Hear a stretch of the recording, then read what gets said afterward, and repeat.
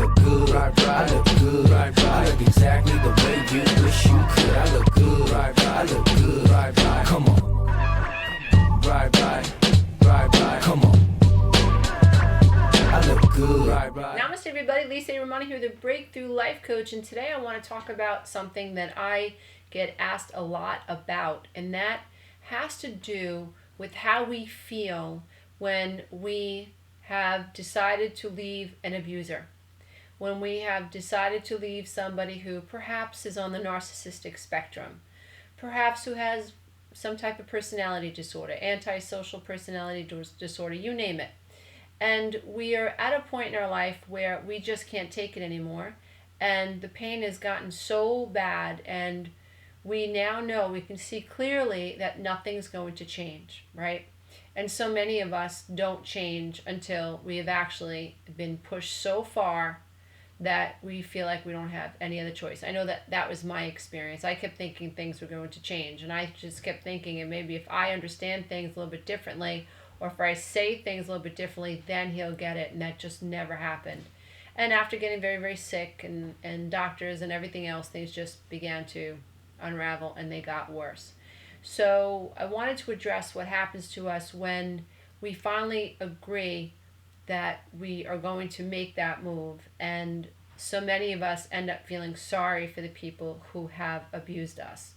And sometimes we can feel so sorry for the abuser, like in the case with Stockholm Syndrome, that we don't even see the abuse. We make excuses for what's happening. We don't even realize that this person is abusing us. And in some cases, when we are so codependent and we have such a lack of self, we are so other focused that all we can think about is the other person, how the other person is experiencing us. And we fail to recognize that the other person is not worrying about how we are experiencing them.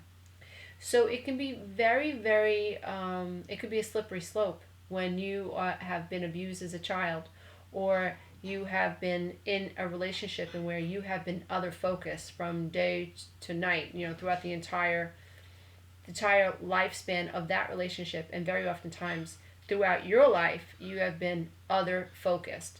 You've been worried about how other people perceive you. You're worried about whether or not other people understand you. It's just a pattern of thought inside your head. And you can't shift a thought, you can't shift a pattern until you can see it, until you can be objective about it. So that's what I hope you're gaining from my channel and from the work that I put out on YouTube, from my books, from my coaching programs, you name it. That is really the crux of it. You cannot change something that you are unaware of. The goal is to become aware of what's wrong. So it's important to remember that when we are people who generally worry about how other people see us, we are setting ourselves up for some serious dynamics when we are looking to end relationships. Because the same dynamic will show up. We'll worry more about how that person feels than we do how we feel about that person. We'll worry more about how that person will do when we're finished with the relationship than we worry about how we're going to do outside that relationship. So it's really, really important to be aware of that and know that that's dysfunctional. It's a wonderful thing to have compassion for other people. But when you are putting yourself in harm's way, and you are putting your children in harm's way, and you are not rocking the boat because you're afraid of what the other person thinks, when you should be rocking the boat, it's dysfunctional. We have come here to learn how to honor ourselves and protect ourselves, and then to expect that to show up in our outer experience. And when we worry more about what other people think and feel than we do how we think and how we feel, we put ourselves in the positions where we can actually be victims over and over and over and over and over again. And we don't want that, right? We don't want to be victims anymore. And until you understand that it is possible to change how you see yourself, and it is possible to see yourself able to attract other things in life. So when it comes to specifically dealing with how we feel when we are struggling to face the demise of our relationship, when we're struggling with worrying about how the narcissist is going to do, or how the abuser is going to do, or how our mother or father is going to feel when we stop talking to them and we go no contact, and we worry about who's going to be around for the holidays to take care of them, and who's going to, spend time with them on their birthday, and who's going to pay their bills. So very oftentimes when we end these types of relationships, these are the types of thoughts we think about. Who's going to take care of my narcissistic mother? Who's going to do this? Because we're good and compassionate people, and we know that when we let them go and we no longer allow them to abuse us, there's going to be a huge void in their life.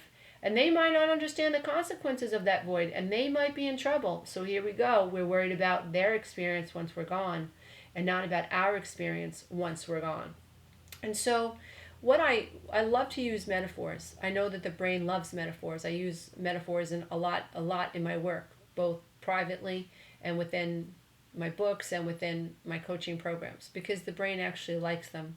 So I want you to imagine, and I use this analogy on Facebook today, I want you to imagine that you have this huge lion in your backyard, and this lion has a spear in his back. So the lion is irritable, and he's pissed off, and he's cranky, and every time you get near the lion to try to take the spear out of his back, he goes to lunge at you. And every time your kids are playing in the backyard and the kids get too close to him, the lion lunges at the kids because he's irritable and he's angry. I want you to also imagine the lion can't see the spear. The lion doesn't know why he's angry. The lion might know that he is angry and he's pissed off, but he feels like he has a right to be angry and pissed off. And if you get too close, he's going to take a swipe at you, possibly scratch your face off, possibly eat one of the kids. Okay? So he's aware that he's angry and he's irritable, but he doesn't know why. He doesn't know that there's a spear in his back. So imagine this lion is walking around your back and walking around your backyard, and you live in fear of this lion. But from where you stand, from inside your home and from behind a pane of glass that protects you from you and the lion, you understand this poor lion is suffering because he has a spear in his back. And if only you could get to this lion and help him understand that you were a friend, not a foe. You were there to help him. You were there to take the spear out of his back.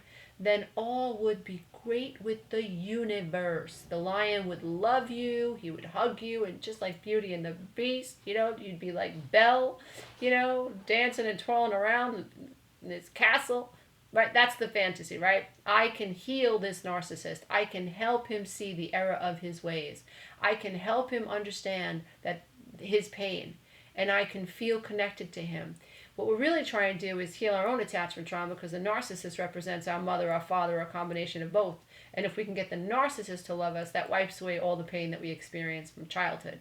It doesn't work that way. It's an illusion, dear ones. It's an illusion. It don't work.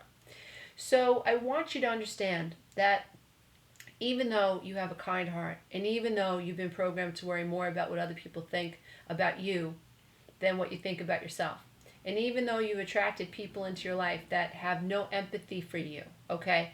The lion has no empathy for you. He's irritable. He wants to take his frustrations out on you. He needs to blame someone for why he feels the way he feels. Even if he's angry, he knows that he's angry. In his delusion, he'll think it's your fault that he's upset and that he's in pain. Everything will be about your fault because he cannot see the spear in his back. Now, does that mean that the lion is unworthy? No. It just means that the lion has a disorder and the lion is unable to see himself. He is unable to see himself. Healthy people are able to see themselves.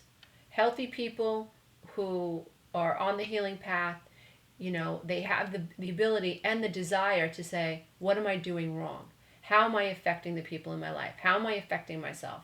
When it comes to somebody who's a narcissist, they don't have that desire. They don't have that ability. They're not interested at all.